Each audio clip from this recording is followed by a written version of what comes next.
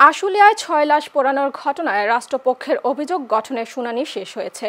পাশাপাশি ১৩ আগস্ট আসামি পক্ষের শুনানির জন্য দিন ধার্য করেছেন আদালত।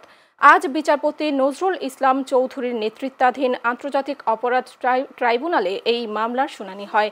এদিকে এই মামলার শুনানির জন্য আজ ৮ আসামিকে প্রিজন ভ্যানে করে ট্রাইব্যুনালে হাজির করা হয়।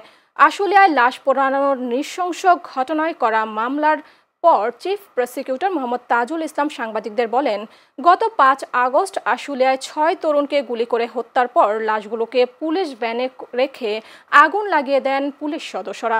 যখন এসব মরদেহে আগুন দেওয়া হচ্ছিল তখন একজনকে জীবিত থাকা অবস্থায় তার গায়ে পেট্রোল ঢেলে আগুন দেওয়া হয়।